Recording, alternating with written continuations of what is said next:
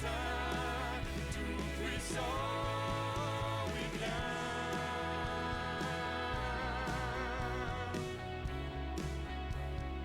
Oh, oui viens. On reprend ensemble, nous désirons. Désirons, Seigneur, une seule chose aujourd'hui. Alors que nous chantons, viens transformer nos vies. Nous désirons, Seigneur, une seule chose aujourd'hui. Alors que nous chantons, viens transformer nos vies. Élève-toi, élève-toi, élève-toi, on reprend. Élève-toi, élève-toi, élève-toi, élève-toi, élève-toi, et viens dans ta gloire couronner nos louanges. Oui, viens, roi des rois, Dieu très saint, tout puissant. Oui, viens dans ta gloire couronner nos louanges. Oui, viens, roi des rois, Dieu très saint, tout puissant. Oui, viens.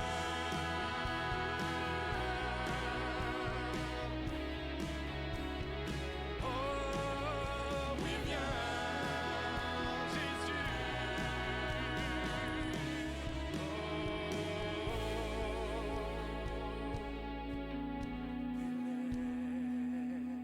Élève-toi, élève-toi, et viens dans ta gloire couronner nos louanges. Oui, viens, roi des rois, Dieu très saint, tout puissant. Oui, viens.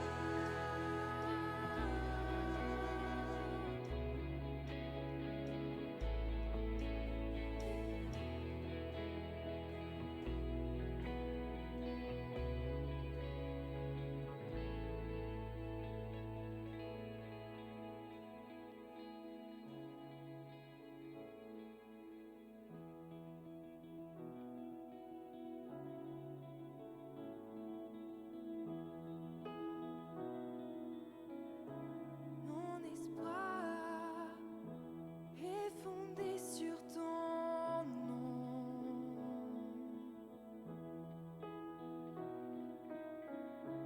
Ma victoire fut la tienne à la croix.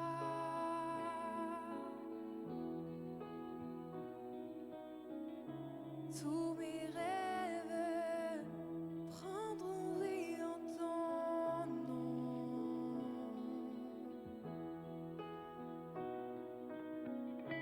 Ta promesse est la raison de ma foi.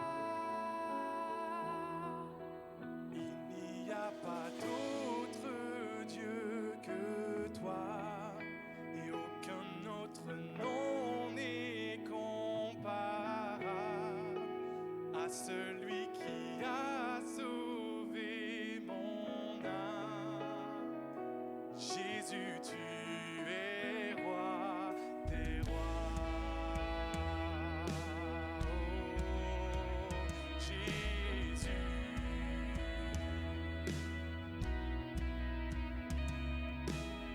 J'ai l'assurance que tu me répondras.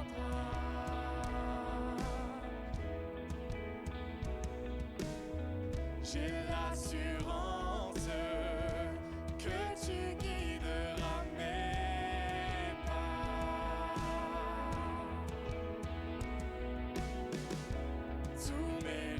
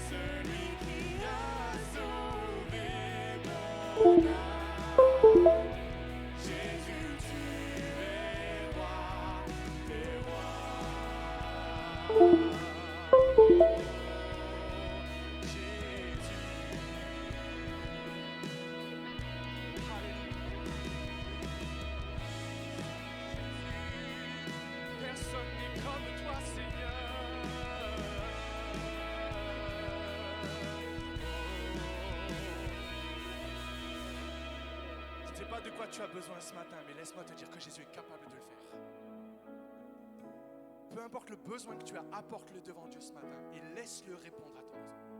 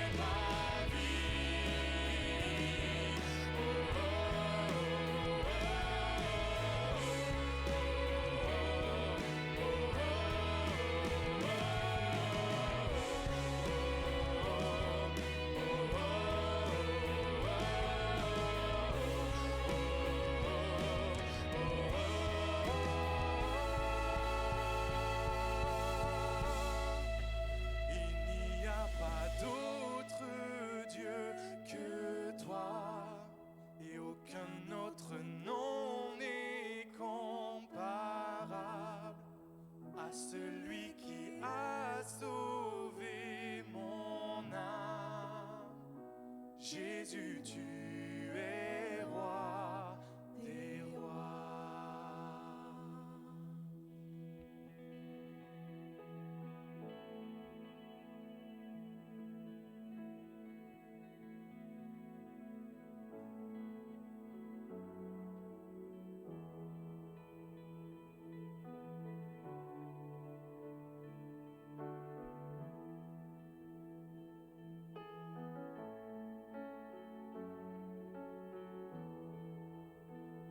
Jésus, tu règnes éternellement, d'éternité en éternité. La Bible dit que tu es l'alpha et l'oméga, le commencement et la fin.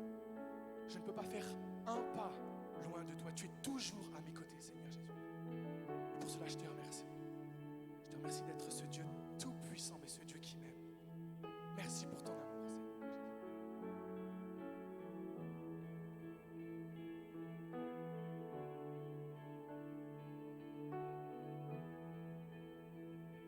Quand je sonde l'univers,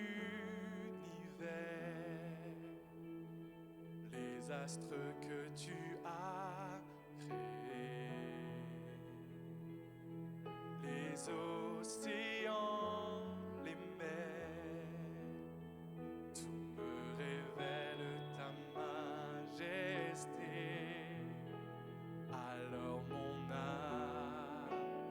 veux s'écrier de tout mon cœur.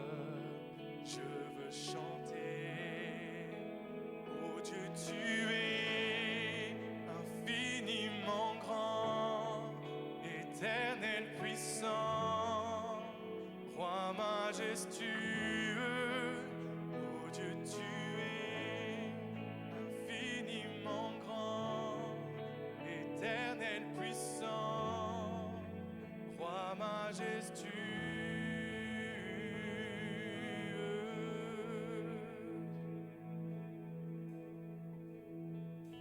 Quand je songe que tu m'as fait, que tu t'es révélé à moi, que pour moi tu as tout créé, tout me révèle ta bonté. Alors mon âme veut s'écrier de tout mon cœur, je veux chanter. Alors mon âme veut s'écrier de tout mon cœur, je veux chanter. Oh Dieu, tu es infiniment grand, éternel puissant, roi majestueux. Oh Dieu, tu es infiniment grand, éternel puissant, roi majestueux. Oh Dieu, tu es infiniment grand, éternel puissant, roi majestueux. Oh Dieu, tu es infiniment grand, éternel puissant, roi majestueux. Alléluia.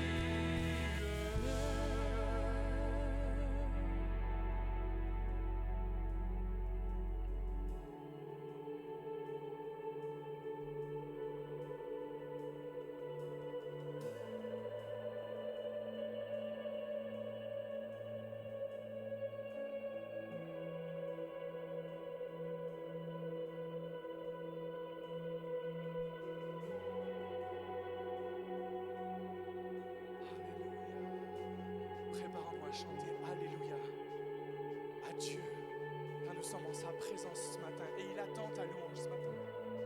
Nous allons chanter Alléluia en compagnie des anges dans le ciel.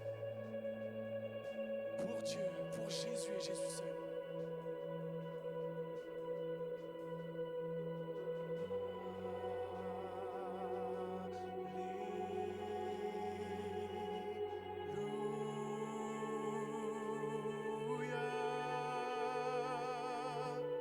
Alléluia.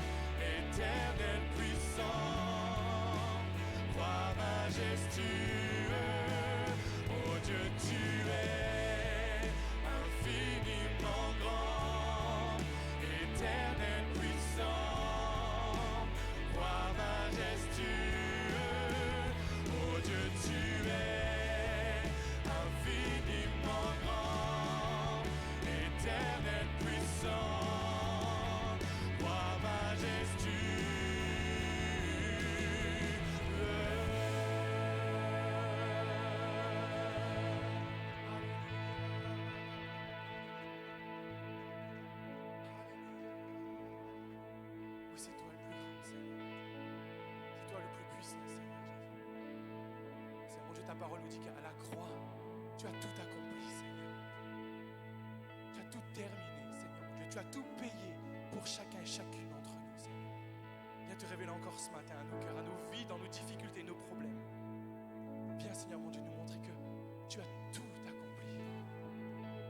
Que ta croix est l'œuvre finale pour notre vie.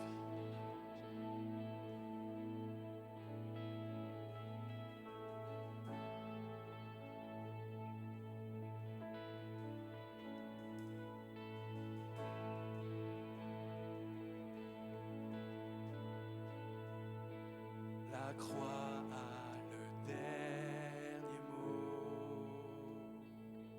La croix a le dernier mot. Quand vient la douleur dans la nuit sombre, la croix a le dernier mot.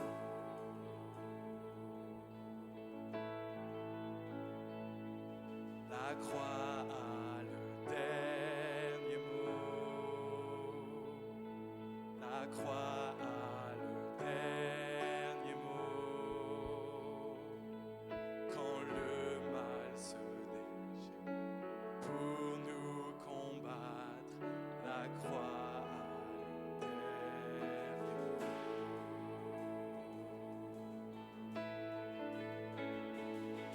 La croix a le dernier mot.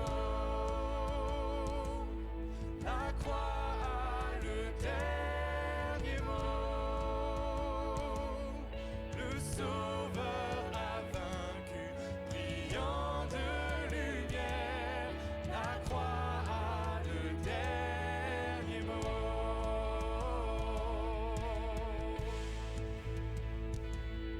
La croix a le dernier mot. La croix a le dernier mot. Il changea la mort en vie éternelle. La croix a le dernier mot.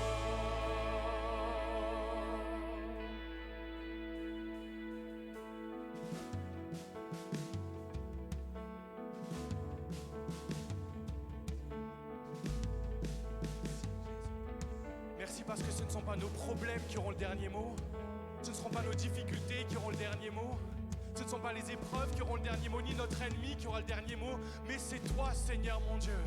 Parce que personne n'est plus grand, personne n'est plus fort, personne n'est plus puissant que Jésus-Christ, le Fils de Dieu, Dieu incarné sur cette terre, qui vit désormais en chacun d'entre nous.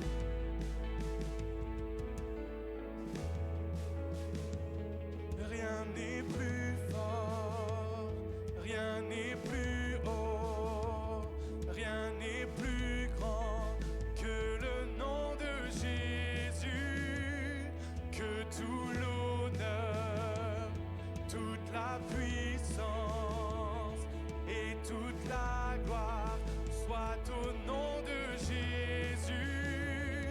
Rien n'est plus fort, rien n'est plus haut, rien n'est plus grand que le nom de Jésus, que tout l'honneur, toute la puissance et toute la gloire soit au nom de Jésus. Déclare, rien n'est plus fort, rien n'est plus haut,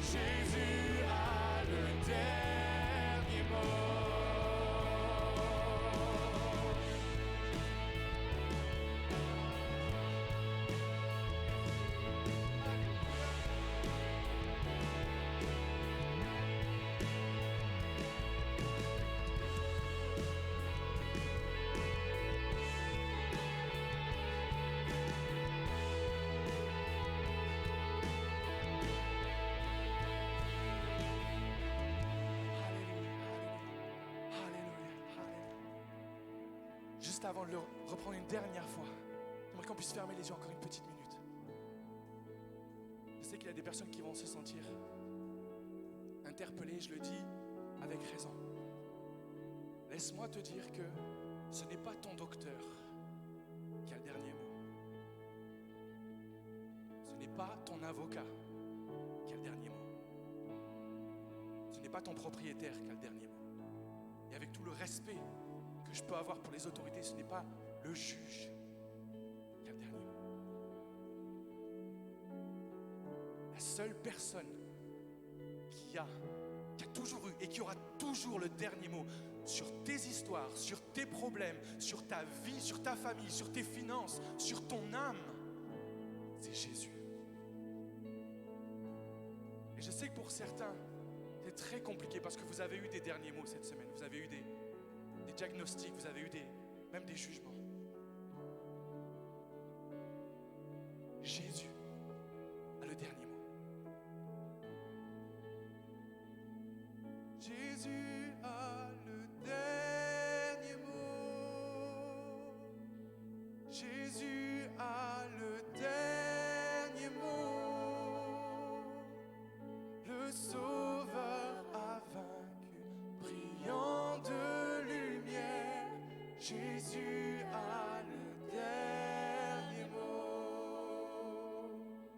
Jésus a le dernier mot sur ta vie. Jésus a le dernier mot sur ta destinée. Il changea la mort en vie éternelle. Jésus a le dernier mot.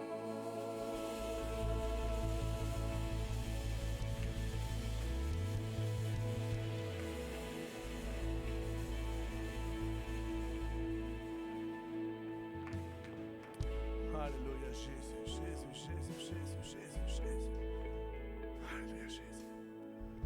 Juste alors qu'on avait ce chant et juste ce verset qui est venu là, Dieu a mis ce verset dans mon cœur là, Marc 11, 23.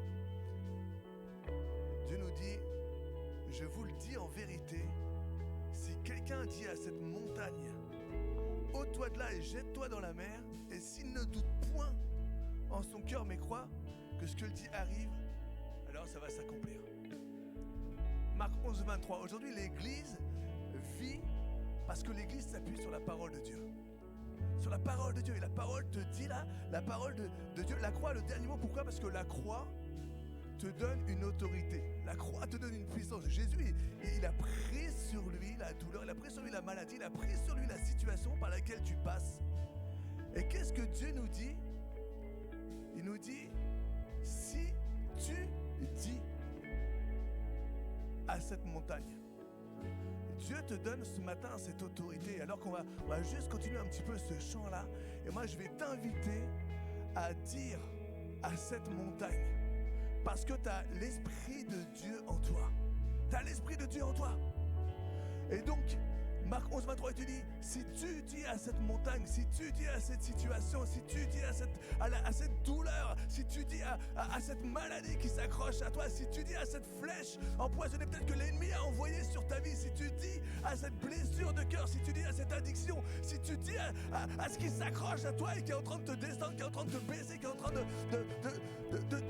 diminuer,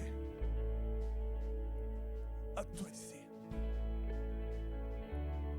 T'as rien à faire et t'as aucun pouvoir sur moi. Parce que la croix, parce que Jésus a le dernier mot. Alors pendant qu'on va juste reprendre une fois ce chant, je t'invite, toi, dans le nom de Jésus là, à dire à cette montagne, à dire à cette épreuve, à dire à cette maladie, à dire à cette douleur, à dire à cette angoisse, à dire peut-être même à cette dépression, à dire peut-être même à cette addiction, ôte-toi de mon corps, ôte-toi de mes pensées, ôte-toi d'ici.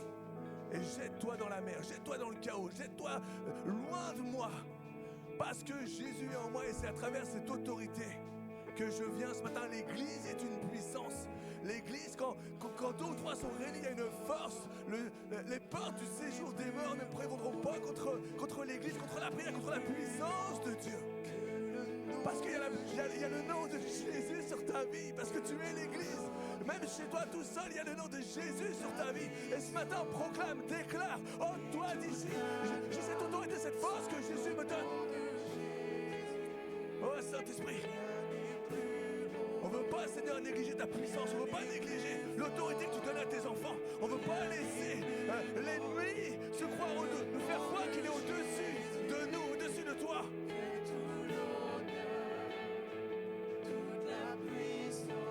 Montagne, douleur, maladie, dépression, addiction, tu sors ce matin. Tu n'as aucun pouvoir, tu vas dans ce lac de feu, tu vas dans cette condamnation, tu sors ce matin. Tu n'as aucune force dans le corps des enfants, des enfants de Dieu, tu n'as aucune force dans le corps des enfants de Jésus. Et nous déclarons la puissance de la croix, la puissance de la crucifixion, la puissance de la résurrection, la puissance du sang de l'agneau de Dieu. Sur chacune de nos vies ce matin.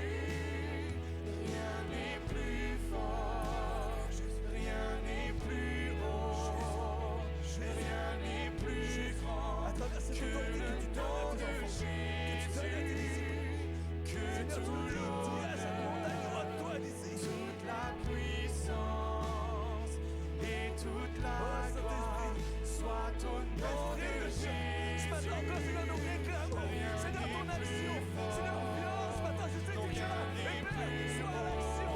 Esprit de Dieu, manifeste ta présence, manifeste la puissance de Jésus. Viens pour la gloire de Jésus. Seigneur, Père, on a besoin de toi, l'Église réclame, Seigneur, ton action de ta main. Puissance et toute la gloire soit au nom de Jésus. Dans le nom de Jésus, j'ordonne à toute douleur de quitter le corps de tes enfants, j'ordonne à toute maladie de quitter le corps de tes enfants, j'ordonne Plus grand que le nom de Jésus.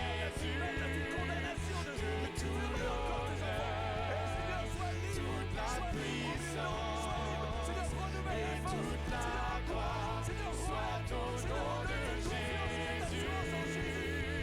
La croix a le dernier parce que mot. Seigneur, la crucifixion, c'est la puissance. Seigneur, tu as pris la malédiction et tu la transformes en bénédiction. Alors merci ce matin, Le Esprit de Dieu. Sauveur a vaincu, brillant de lumière. La croix a le dernier mot. Seigneur, dans ton Église, on déclare que la croix, on déclare que Jésus est le dernier mot.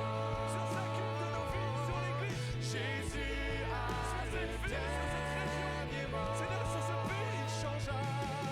il changea la mort. Amen, amen, amen. Tu transformes ce qui est mort en vie. Jésus a le dernier mot. Alléluia. Est-ce qu'on peut donner une bonne main? Est-ce qu'on peut y aller pour Jésus? Est-ce qu'on peut y aller pour Jésus? Merci, merci, merci, merci, merci Jésus.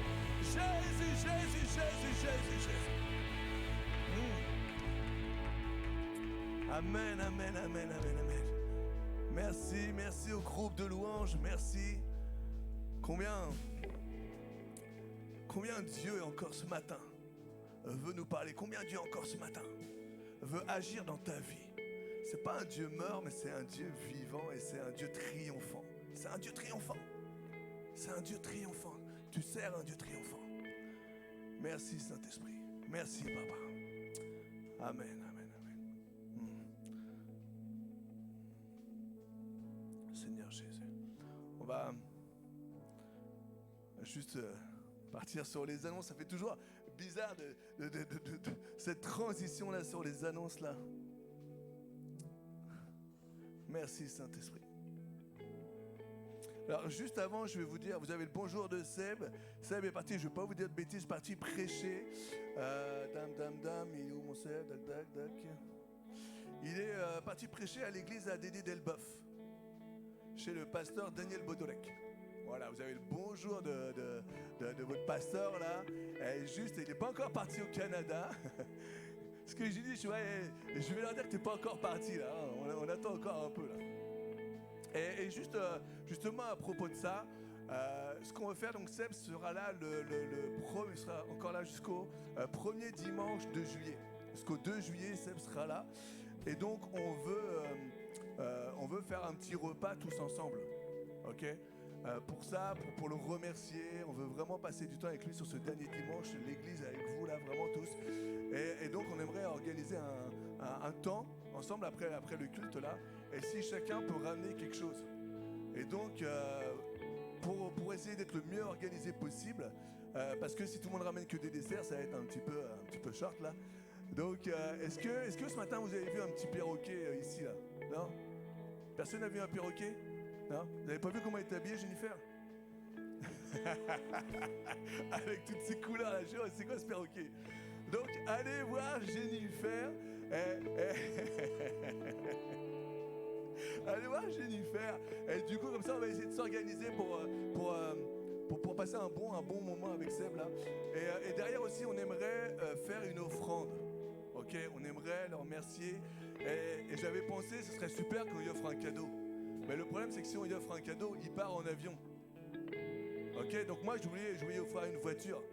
Mais du coup, mince, il peut pas, je serai obligé de la prendre. Ah, tant pis. Non, mais voilà, on veut faire une offrande à Seb là, on veut vraiment le bénir aussi. C'est l'église là, avec tout ce qu'il nous apporte et qui va encore nous apporter. Toujours bon d'être généreux avec son pasteur. Je dis pas ça parce qu'après je vais être pasteur, hein, ok, pasteur principal, je vais pas savoir ça. Vous avez vu un peu comment j'avance les trucs là?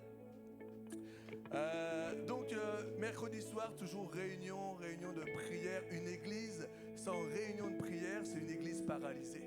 T'as besoin de la prière, on a besoin d'être ensemble là, des soldats. Combien c'est puissant et j'aime ces mercredis et on est de plus en plus. Et vraiment, j'invite l'église à venir et à combattre. Vous savez, dans le monde spirituel là, il y a du combat et on a besoin de soldats. Et ce qui nous équipe, ce qui nous rend fort aussi, c'est de prier tous ensemble. C'est important et l'église a besoin. Donc vraiment, je vous invite de 19h à 20h30. On est tous ensemble ici pour un moment de prière. On a aussi toujours les bannettes là, si vous voulez soutenir l'église avec les dîmes, avec les offrandes. Les bannettes sont ici, sont sur le côté là pour après, si vous voulez, n'hésitez pas. Si vous voulez faire des virements, vous venez me voir, je vous donne le RIB de l'église, il n'y a aucun souci. Et puis du coup, vous pouvez faire les virements quand vous voulez, pas simplement le dimanche, là, quand vous voulez. Donc n'hésitez pas. On a toujours aussi, vous avez vu ce bel écran où on a avancé un peu l'argent, là. Donc si vous voulez faire un don pour l'écran, n'hésitez pas aussi, ça, c'est pour soutenir l'église et on a besoin de vous. Merci pour votre générosité.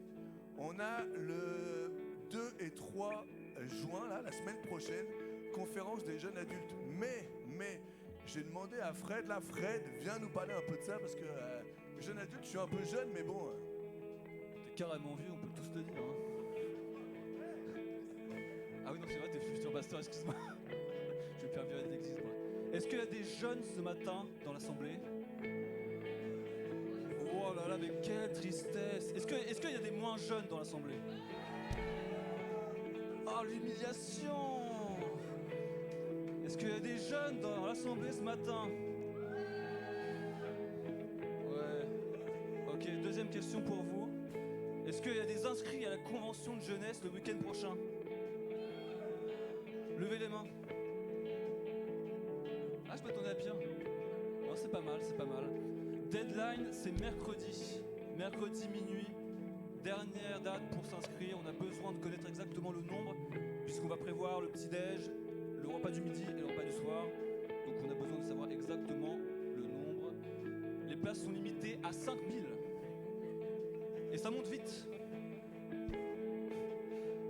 Bonne nouvelle pour les moins jeunes aussi. Parce que le week-end commence le vendredi soir à 20h. À 20h, on aura un concert, le concert de Ben Luc, qui vient de l'église EPP de Rouen, bien sûr, de Marseille, c'est à côté. Est-ce qu'il y en a qui connaissent Ben Luc? Il y en a une, deux, ok. C'est un super leader de jeunes, super pasteur. Il vient avec une partie de son équipe, c'est lui notre invité spécial du week-end. Et vous, les moins jeunes, vous êtes invités à louer Dieu avec nous, avec Ben Luc, vendredi à 20h. On vous attend nombreux. Par contre, vous ne serez pas invités le samedi, je suis désolé. Désolé. Le samedi, ça commence à 10h. Mais on prévoit le petit déjeuner, donc pour les courageux, venez à 8h30 pour le partager le petit déj. On prévoit plein de trucs. Parce qu'on aime manger à Génération J, ça se voit. Donc voilà, après la réunion commence à 10h, on prévoit plein d'activités, du basket pour Evan. Evan, t'es content? Ouais! Et plein d'autres choses, plein d'autres surprises, j'en dis pas plus. Et voilà, on vous attend nombreux, donc n'oubliez pas de vous inscrire mercredi. Et à plus, soyez bénis. Merci, Chacal. Ouais, il a dit que j'étais vieux quand même. Ça, c'est la barbe blanche. Je vais me raser, là, je vais dire, il est où Manu, là? Il est tout jeune. Et on a aussi le 3 juin la clôture des femmes. Donc, bon, on a aussi le 3 juin la clôture des femmes. Ah, c'est le 3 juin la clôture des femmes. Ah là, quand même. Et donc, allez voir ma femme pour tout ce qui est inscription, si vous n'avez pas encore fini. Sinon, il y a aussi Christelle et il y a aussi Catherine. Donc là, ce matin, je crois qu'il n'y a que ma femme. J'ai pas vu Catherine. Je crois que Christelle est partie avec son mari. Donc allez voir ma femme. On a aussi, pendant le message, là, il y a le culte des enfants. Hein. Donc, si les gens, si vous avez des enfants et vous les mettez au culte des enfants, c'est au fond du couloir, vous trouvez là, vous allez là-bas et vous allez trouver le culte des enfants. Je le dis au cas où, s'il y a besoin. Bam bam. Le week-end du 2 juillet, on a aussi le week-end de clôture des ados, si je dis pas de bêtises. C'est le 2 juillet. Ok. Donc, Pauline. Ou Evan, vous pouvez venir 2 petites secondes là nous dire c'est quoi la clôture des ados? Allez Pauline, Pauline, viens. Non mais nous on aime bien un peu le... Du coup,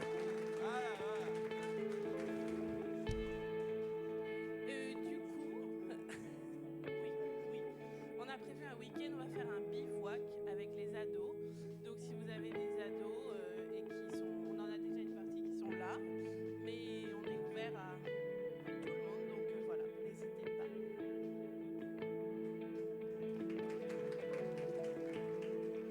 Elle m'a dit Manu, j'aime bien quand tu fais ça. Ah mais c'est bien un peu l'imprévu comme ça là. Donc nous allons passer tout simplement au message et nous avons le privilège ce matin d'avoir un invité. Et là je sais que c'est toujours un petit peu... Alors peut-être que toi t'as l'habitude David, mais c'est toujours un petit peu stressant là quand tu viens et on t'annonce et tout. Moi je suis toujours un petit peu stressant là. J'ai été invité au Canada et j'étais pas fier. Hein. Et là, je suis content parce que c'est un Canadien qui est invité en France, là. Non, on aime travailler avec l'Église. L'Église avec un grand O, il n'y a pas que la France, là, il y a tous les pays. Donc on a David No. Je te présente rapidement, hein, comme on a vu ensemble. Là. David No est marié depuis 20 ans. Il est marié depuis 20 ans. C'est pour les jeunes. On a des futurs jeunes mariés là-bas. Ils se marient dans une vingtaine de jours. Combien? 26 jours, ils se marient là. Là, je peux dire, ils sont au taquet, là. Ils préparent tout là. Donc, Davino est marié depuis 20 ans. Et alors, par contre, essayez de battre David. David, il a 4 filles. Essayez de faire au moins un gars, quoi, tu vois. Donc, David, il a 4 filles. Blam blam. Il est pasteur depuis 17 ans au Québec. Beau. Pasteur de... J'ai dit là, pour moi, là, t'étais un exemple. Là. Il est pasteur de l'église Fusion. C'est un homme d'unité qui a fusionné, en fait, 3 églises de la région. Et il est en cours d'une 4e fusion. Combien un Dieu œuvre? L'église, c'est l'unité. C'est l'unité.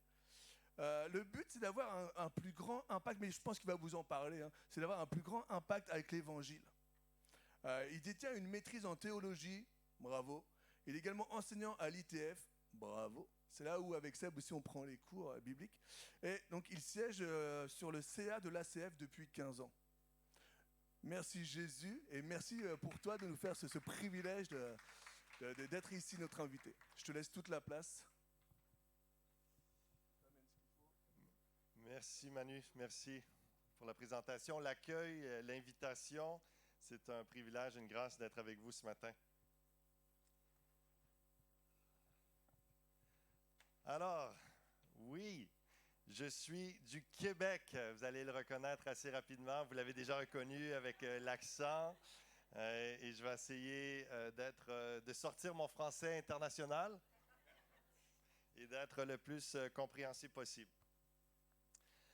Alors, je suis avec ma maman, Nicole Bédard. on a fait un voyage ensemble. Je suis ici en France pour la première fois, elle également. Et puis, on est là pour les vacances principalement. On a fait le tour, on est arrivé à Paris, et puis on a été à Bordeaux, on a été à La Rochelle, dans la Normandie, Saint-Malo, la plage de Normandie, et puis on est venu à Vernon, et là, ici, on est ce matin à Rouen, dans la région de Rouen. On est vraiment heureux d'être là et bénis. Et vous savez, c'est particulier parce que dans les 3 dernières semaines, j'ai pu apporter la parole dans 3 continents.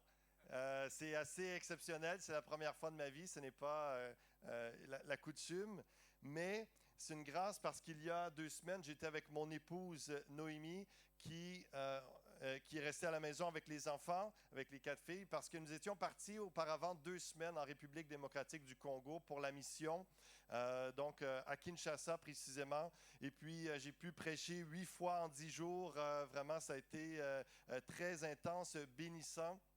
Et puis, et là, pour ce voyage-là, j'ai dit, maman, on y va ensemble. Et j'ai laissé mon épouse à la maison, donc pour qu'elle prenne soin des filles.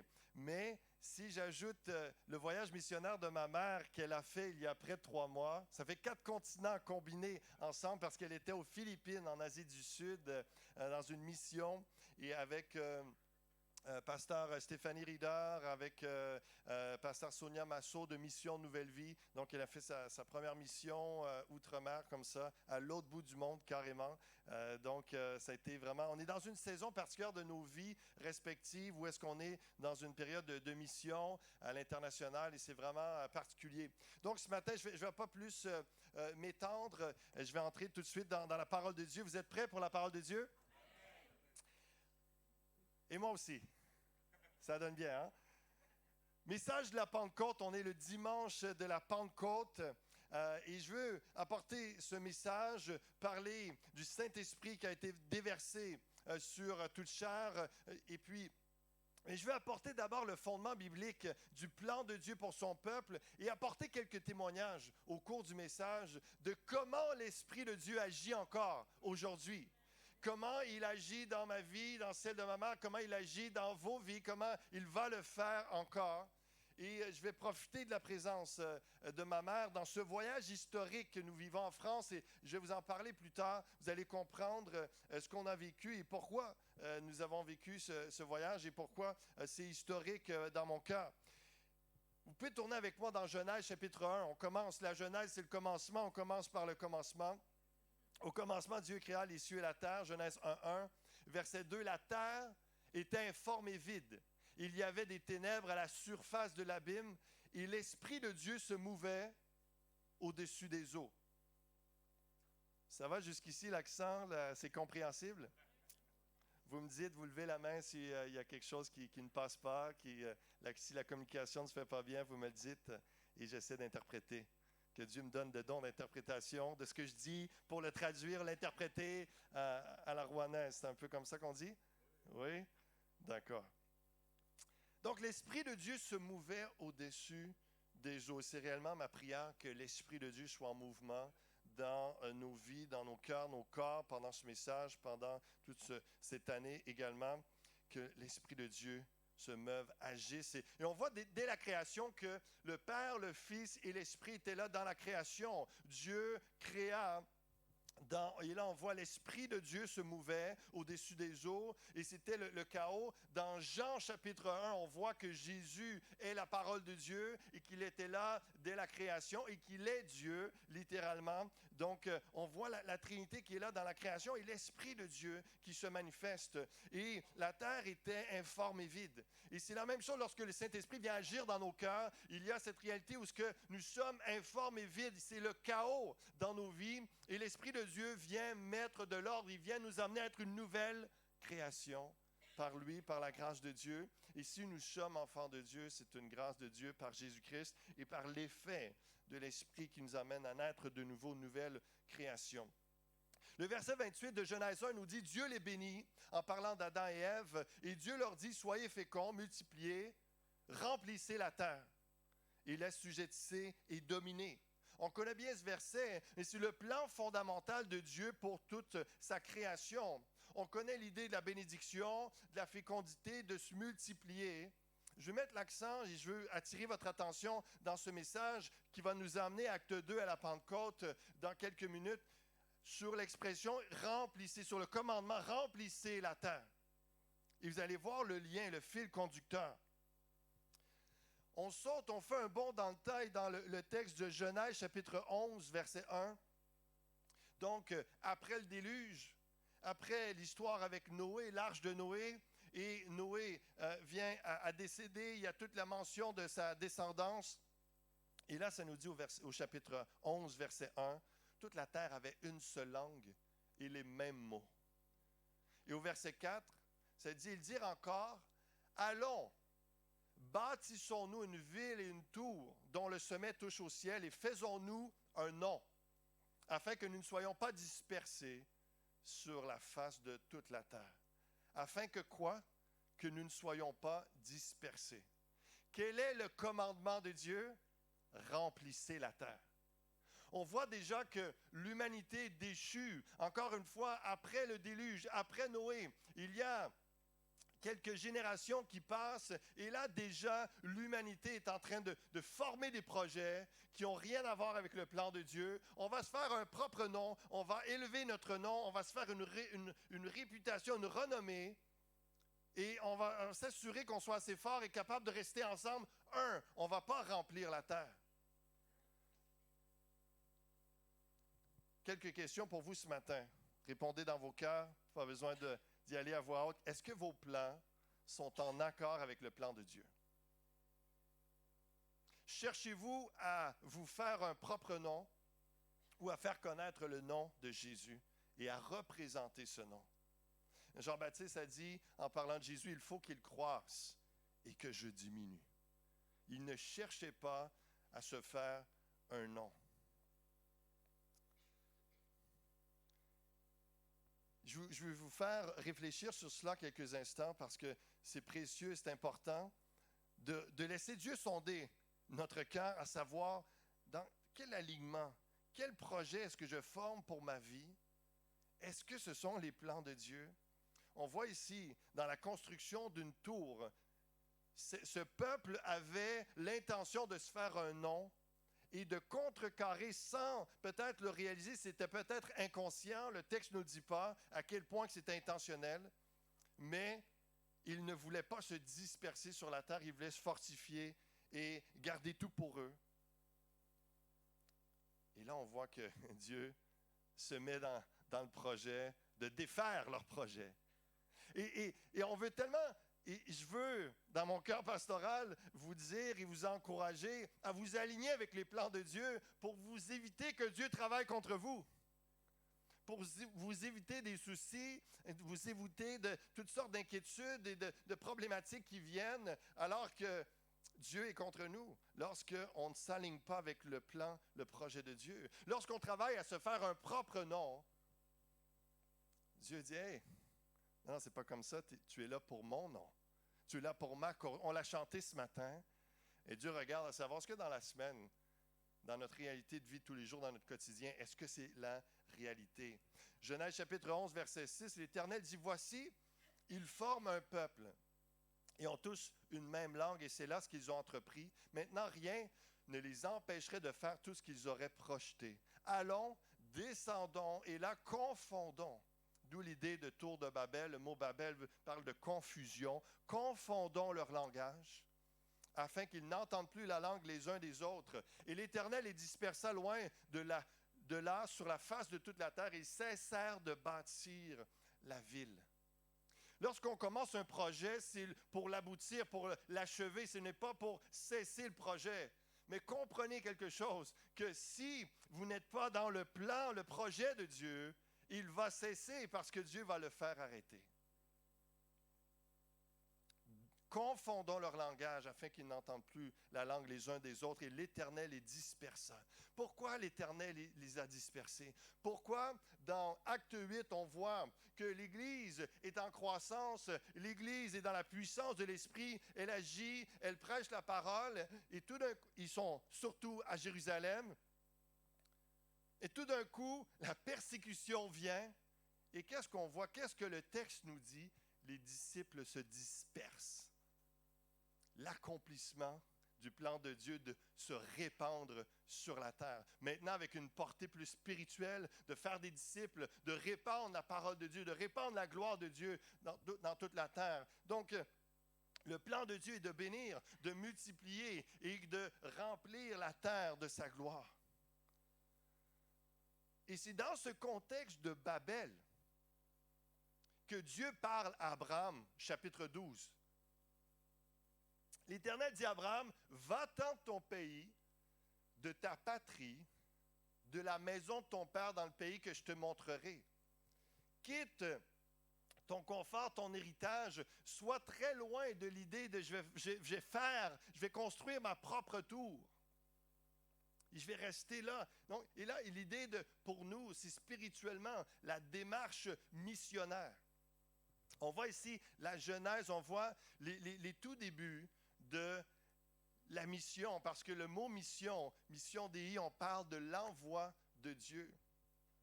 Et là, Dieu dit à Abraham, va. Le mouvement de la foi dans notre vie aujourd'hui, on a tellement besoin d'être en mouvement spirituellement. Alors, Dieu dit à Abraham, va-t'en de ton pays. Et voici le verset 2. Prenez attention ici, je ferai de toi une grande nation, je te bénirai, je rendrai ton nom grand. Là, ici, ce n'est pas Abraham qui cherche à se faire un nom, c'est Dieu qui dit, je vais te bénir et je vais te donner un nom. Je vais te donner mon nom. Je vais te donner ma bénédiction. On voit ici des gens à la tour de Babel qui voulaient se faire un nom par eux-mêmes. Dieu a dit non, il a arrêté ça. Et là, on a Abraham qui est prêt à obéir et qui veut faire la volonté de Dieu. Dieu lui parle, lui donne une mission, un appel. Il dit, je vais, moi, te donner un nom. Et c'est la même chose dans nos vies. Là, on est appelé du nom de Jésus. On est appelé du nom, on est de la famille de Dieu. On porte son nom, son identité. On est en lui. Lorsqu'on place notre foi en Jésus-Christ, on décide de le suivre. Vous allez voir tout ça, un fil conducteur, et on s'en va toujours à la Pentecôte. Vous me suivez? Ça va? Je rendrai ton nom grand. Tu seras une source de bénédiction. Et je bénirai ceux qui te béniront. Je maudirai ceux qui te maudiront. Et toutes les familles de la terre seront bénies en toi. Encore l'idée de remplir la terre. Toutes les familles de la terre seront bénies en toi. C'est le mouvement missionnaire vient du mouvement de la foi d'Abraham à bénir toutes les familles de la terre en Jésus-Christ. Lorsque je vous parlais, ma mère qui a été aux Philippines, à l'autre bout du monde pour nous par rapport au Canada, et vraiment qui est venu un envoyé de Dieu pour apporter la parole de Dieu. Ils ont aidé, ils ont fait de l'aide humanitaire, aide médicale, ils ont fait une conférence de femmes avec pasteur Stéphanie Reeder. Elle a prêché, ils ont soutenu, ils ont encouragé. Ils ont vraiment eu un temps où ils ont fait la mission de Dieu. Et c'est ça l'idée d'être en mouvement. Dieu parle. Et là, je vous parle des nations et je suis loin de mon propre pays, mais vous ici dans votre région, l'idée de recevoir l'appel de Dieu et d'entendre Dieu qui dit va, pour la majorité des gens, ça ne va pas vous impliquer à vous demander de changer de pays, c'est là, c'est ici. Mais spirituellement, d'être en mouvement, d'être dans l'obéissance, d'être en train de faire ce que Dieu veut que vous fassiez dans le projet de Dieu et de marcher. C'est tellement important dans la vie de prière, dans la communion avec Dieu, toute cette réalité, mais dans l'obéissance, dans les actions concrètes, jour après jour, semaine après semaine, d'avancer, d'être dans ce pèlerinage de la foi. C'est un pas de foi dans début soixantaine, première fois qu'elle prenait l'avion. Et elle a décidé de baptême de l'air assez extravagant. Vingtaine d'heures, 2-3 vols pour se rendre là-bas. Mais l'Esprit de Dieu agit en elle de façon particulière depuis 2 ans. Et je voulais honorer Dieu et l'honorer en même temps ce matin. Elle a toujours été fidèle à Dieu dans les 20-30 dernières années. Elle suit le Seigneur. Il y a quelque chose que Dieu est en train de faire de particulier. Et elle a une audace que l'Esprit lui a donnée, qu'elle avait moins avant, mais que là, il y a quelque chose. Il y a un épanouissement spécial, un amour. Elle me racontait d'ailleurs cette semaine en voyage, un amour renouvelé pour les gens, que l'Esprit de Dieu est en train de faire. Et j'aimerais encourager les plus vieux un peu ici, que ça fait 30-40 ans que vous suivez le Seigneur. C'est possible d'être touché par l'Esprit à nouveau, d'être renouvelé dans notre amour, dans notre foi, dans notre vie de prière, dans notre mission. C'est l'Esprit qui agit. C'est possible de servir Dieu encore d'une façon nouvelle, de découvrir Dieu, l'Église, de découvrir le ministère, le service pour Dieu d'une façon nouvelle, renouvelée, inspirée à nouveau par le Saint-Esprit qui agit en nous. C'est tellement beau d'avoir allé, de voir quand l'Esprit de Dieu agit dans le cœur, le corps de quelqu'un. Alors, le fondement est là. Maintenant, on fait un autre bond dans le temps de quelques siècles et on va dans le Nouveau Testament, acte 1, verset 6. Alors les apôtres réunis lui demandèrent, « Seigneur, est-ce en ce temps que tu rétabliras le royaume d'Israël? » Pour le contexte, rapidement, Jésus est mort, il est ressuscité, et là, il est en train d'adresser ses dernières paroles à ses disciples avant qu'il y ait l'ascension, avant qu'il monte à la droite du Père. Et là, les disciples se posent la question parce qu'ils ont entendu prêcher le royaume de Dieu. Ils ont entendu, et ils savent qu'il est l'accomplissement des prophéties sur le Messie. Le Messie allait venir pour eux. Ils comprenaient comme un roi qui allait venir littéralement sur terre avec son armée, qui allait prendre possession. Et eux, ils étaient esclaves des Romains. Et ils se disaient, quand est-ce, Jésus, que maintenant, là, tu es en train de nous dire que tu vas partir? Mais quand est-ce que on va voir qu'on a vaincu les Romains? Quand est-ce qu'on va voir que le Messie a apporté la victoire comme c'est prophétisé? Et c'est intéressant que Jésus répond à leur questionnement en disant, ce n'est pas à vous de connaître. Ce n'est pas à vous de connaître les temps ou les moments que le Père a fixés de sa propre autorité. Et on sait qu'on va comprendre dans l'ensemble du Nouveau Testament, eux l'ont compris rapidement après, dans les années qui ont suivi. 50 jours après ce moment d'ascension, c'est la Pentecôte. Le mot Pentecôte est là, 50 jours après l'ascension, la réalité. Mais lorsque le Saint-Esprit est venu, d'année en année, ils ont fini par comprendre, OK, c'est un royaume de Dieu spirituel, éternel. C'est au-delà d'une nation contre une nation ou contre les nations. Non, c'est spirituel. Le royaume de Dieu, le Messie qui est venu, il a vaincu la mort. Donc, la victoire est déjà remportée. Nous sommes déjà plus que vainqueurs en Jésus-Christ. Toute cette réalité, ils l'ont saisi en cours de route. Nous, on lit le Nouveau Testament, on saisit tout ça. C'est écrit là. Ce n'est pas à vous de connaître. Et encore une fois, il y a des questionnements, il y a des choses qu'on pose à Dieu. Quand est-ce que tu vas faire ça, Seigneur? Mais il semble que le projet est clair, il est simple. Quand est-ce que tu vas agir? Et des fois, le Seigneur nous dit, ce n'est pas à vous de connaître le temps ou les moments que le Père a fixés de sa propre autorité. Mais vous recevrez une puissance, le Saint-Esprit survenant sur vous, et vous serez mes témoins. À Jérusalem, oui, mais dans toute la Judée, la Samarie et jusqu'aux extrémités de la terre. C'est un peu, on peut dire, Saint-Léger, Rouen, et après ça, je ne sais pas, c'est quoi, est-ce que c'est la Normandie ou non? Et là jusqu'aux extrémités de la terre. Je découvre la région, je découvre la France et tout ça, la géographie ici, mais c'est cette réalité où est-ce qu'encore une fois, l'idée d'extrémité de la terre, de Genèse 1,28, remplissez la terre. Mais là, ça passe d'une vocation où est-ce que Adam et Ève devaient faire des enfants physiquement à on fait des enfants spirituellement. Et on répand la gloire de Dieu. Lorsqu'il y a des conversions, la gloire de Dieu se manifeste. Il n'y a pas rien de plus glorieux que l'évangile, la bonne nouvelle de Jésus-Christ. Le message de Jésus, c'est l'incarnation de Dieu lui-même sur terre qui a donné sa vie pour nous, pour le pardon de nos péchés. C'est la gloire de Dieu qui se répand sur la terre à chaque fois qu'il y a une âme qui vient au Seigneur. Et j'espère que la gloire de Dieu va se manifester ce matin, ici dans ce lieu ou en ligne, que quelqu'un va venir à la connaissance, à l'excellence, comme Paul dit, l'excellence de la connaissance de Christ. C'est toujours glorieux et c'est le plus grand des miracles. Et c'est ce qui a pris place, on va le lire dans quelques instants. À la Pentecôte, 3000 conversions, la gloire de Dieu s'est manifestée, le Saint-Esprit s'est répandu sur toute chair. Et après la conversion, pour juste préciser, de dire, ma conversion, c'est la seule fois que la gloire de Dieu se manifeste. Non, à chaque fois que Dieu se manifeste dans notre vie après, lorsqu'il nous édifie, il nous donne une parole, lorsqu'on manifeste son amour, sa bonté, lorsqu'on fait des bonnes œuvres en étant zélé pour lui, pour sa cause, on manifeste sa gloire aussi parce que c'est l'éclat de qui il est, la représentation de qui il est, également la gloire de Dieu. Donc, vous recevrez une puissance. Vous avez votre projet d'attendre, d'espérer que les Israélites puissent prendre le pouvoir, prendre la domination sur les Romains. Mais c'est pas ça. Jésus est en train de dire, c'est pas ça le projet. C'est pas ça le projet. Le projet, c'est que vous soyez mes témoins. Vous soyez mes témoins partout où vous allez aller avec la puissance du Saint-Esprit. Et c'est le même projet encore fondamental de la vie chrétienne aujourd'hui, d'être les témoins de Jésus-Christ.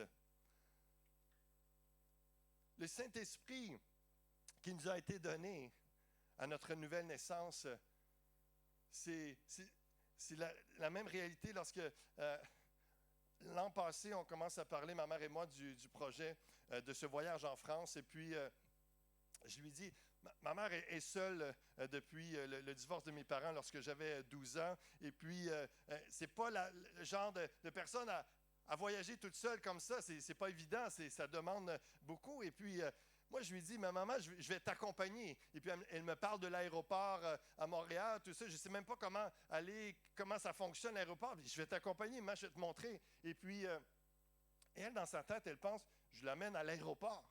Je lui montre comment ça fonctionne à l'aéroport et elle part sans moi. Et plus tard, elle réalise que, non, maman, je viens avec toi pendant tout le voyage en France. Et en passant, c'est lorsque le pasteur Sébastien a su que je m'en venais ici, il dit, « Hey, viens prêcher. » Je dis, « OK, d'accord. » Donc, c'est ça le contexte, mais le Saint-Esprit ne nous donne pas seulement une puissance une fois. Il est avec nous pendant tout le voyage. Tout le pèlerinage chrétien, dans notre mouvement de la foi, il est toujours là. La puissance de l'Esprit, la puissance de Dieu est accessible. Dieu est en nous par son Esprit et le Saint-Esprit est avec nous tout le temps. Il n'y a pas juste une Pentecôte que nous vivons une fois lors de notre conversion ou d'une expérience particulière qu'on se met à prophétiser, parler en d'autres langues, louer le Seigneur. Tout ça, c'est extraordinaire quand on vit des choses comme ça. En passant, ça peut être renouvelé n'importe quand dans notre vie chrétienne. Mais justement, parce que le Saint-Esprit est avec nous continuellement. Et qu'est-ce qu'il a fait? Pourquoi le Saint-Esprit a été donné?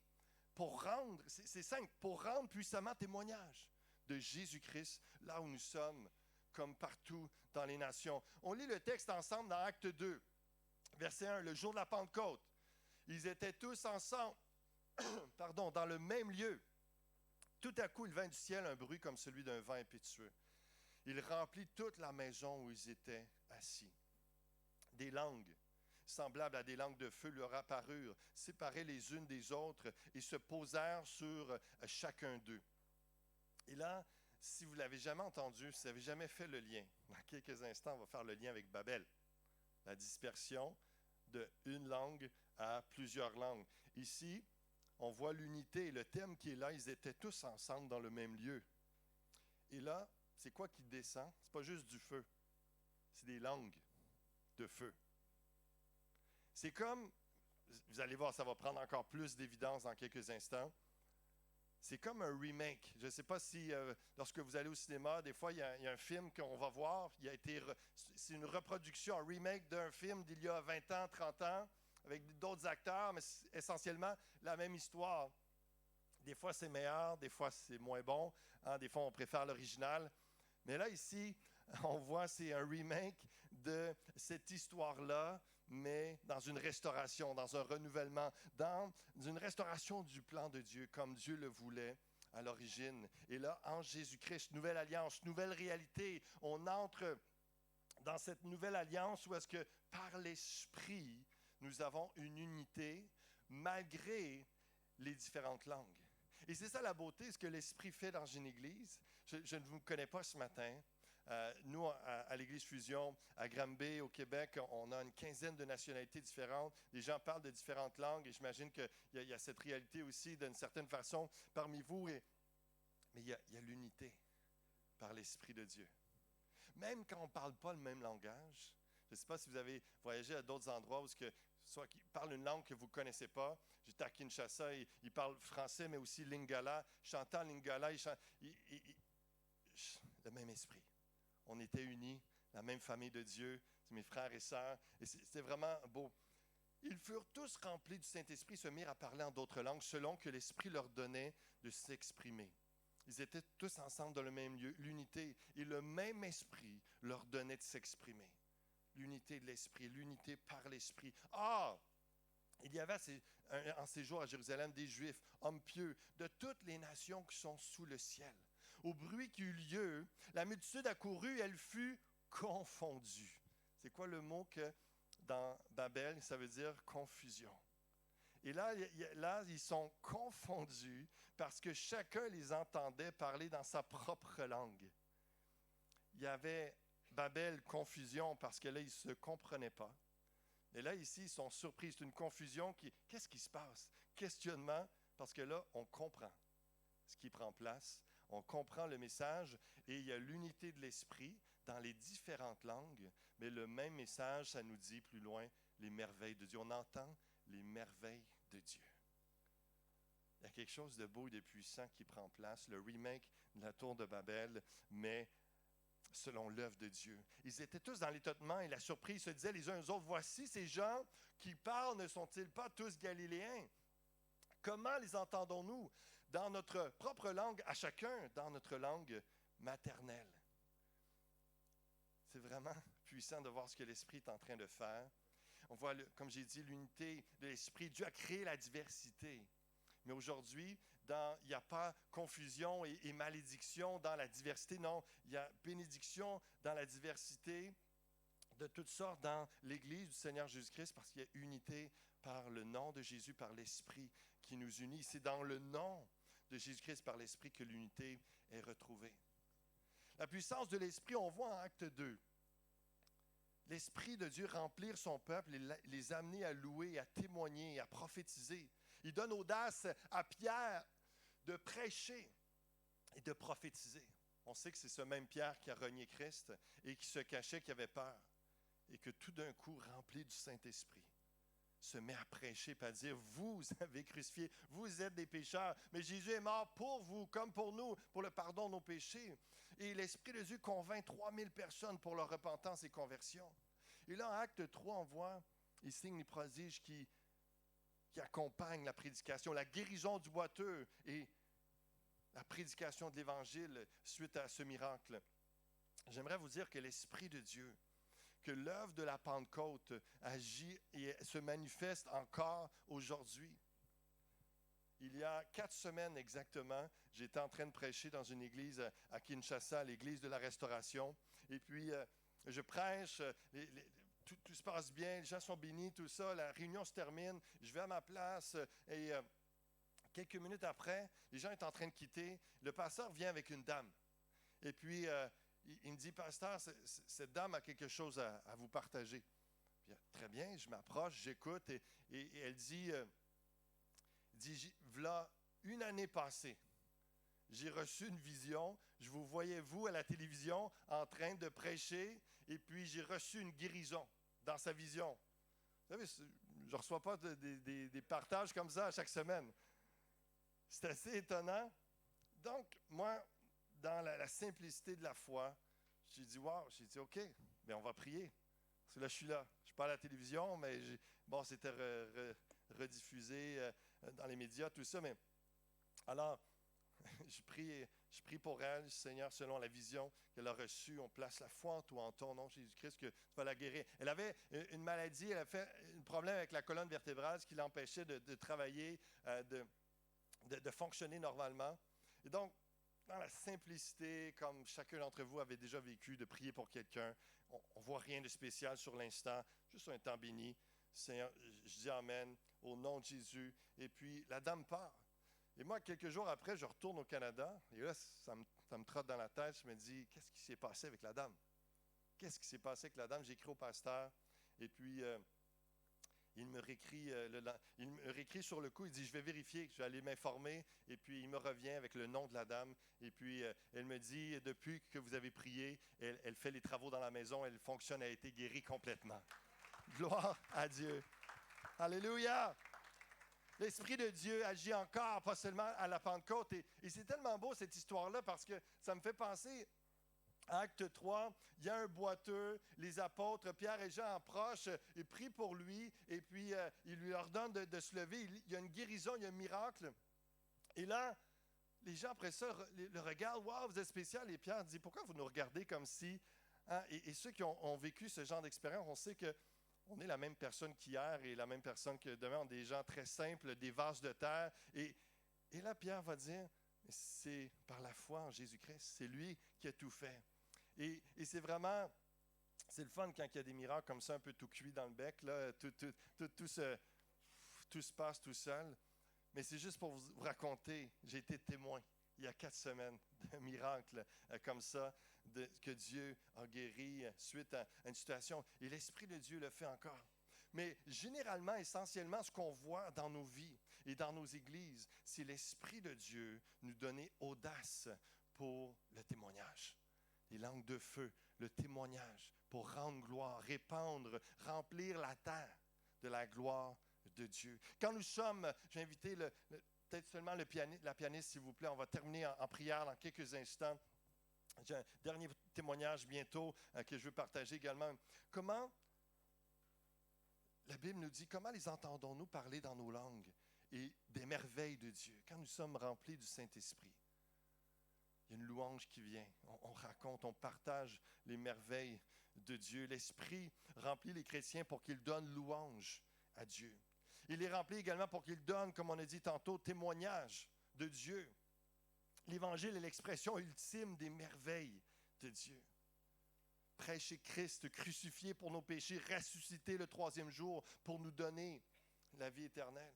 L'Esprit donne l'audace, le courage, la témérité, de se lever et de parler à des gens de la famille, à des gens au travail, à des gens à l'école, de partager, donner l'espoir en Jésus-Christ, leur partager, leur témoigner de la bonne nouvelle. Je connais Jésus, j'ai été témoin de ce qu'il a fait dans ma vie, de ce que la Bible dit, raconte sur lui. L'Esprit donne l'audace d'obéir à son plan comme Abraham. Il encourage, il guide, il fortifie, il accompagne le chrétien pour l'accomplissement du plan de Dieu, pour le glorifier et être témoin. Il sanctifie, il met à part pour son œuvre des hommes et des femmes. L'Esprit de Dieu, peut-être ce matin, peut-être la semaine passée, peut-être la semaine prochaine ou dans les jours, ce qui est beau, c'est d'entendre, j'étais dans tel endroit, tel moment, telle réunion, l'Esprit de Dieu m'a saisi, m'a parlé. Il m'a mis à part, il m'a sanctifié pour dire, jeune homme, jeune femme, ou mon fils, ma fille, Dieu qui nous parle, qui dit, je t'appelle à telle œuvre, tel ministère, je t'envoie avec sa puissance et sommes appelés simplement à répondre. Et je veux vous encourager ce matin, que ce soit tout récent ou que ce soit un appel, une parole qui date de plusieurs années que vous avez reçue par l'Esprit, que Dieu vous a parlé, disant voici, ça c'est l'action, c'est l'œuvre de Dieu. À la Pentecôte, il y a eu les conversions. Dieu leur a dit, vous êtes mes enfants, vous êtes pécheurs, convertissez-vous, détournez-vous de votre ancienne vie sans Dieu et tournez-vous vers Jésus-Christ et tout ça. Il y a eu cet appel. Et après, en tant qu'enfant de Dieu, il y a cet appel aussi à le servir. Et Dieu qui nous parle, nous met à part. Il y a tellement de choses qu'on peut faire dans une église, dans le monde, dans chacune de nos régions pour servir Dieu. C'est attaché au don qu'il vous a donné. La particularité et l'unicité que vous avez, c'est selon ce que Dieu vous a créé. Et selon cette nouvelle naissance, le Saint-Esprit va vous parler. Maintenant, notre responsabilité humaine devant ça, c'est de dire, Seigneur, tu m'as parlé.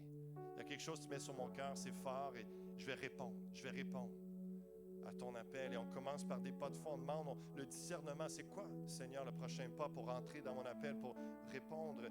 L'Esprit de Dieu parle, agit, il révèle, donne vision, il donne des songes, il y a toutes sortes de façons.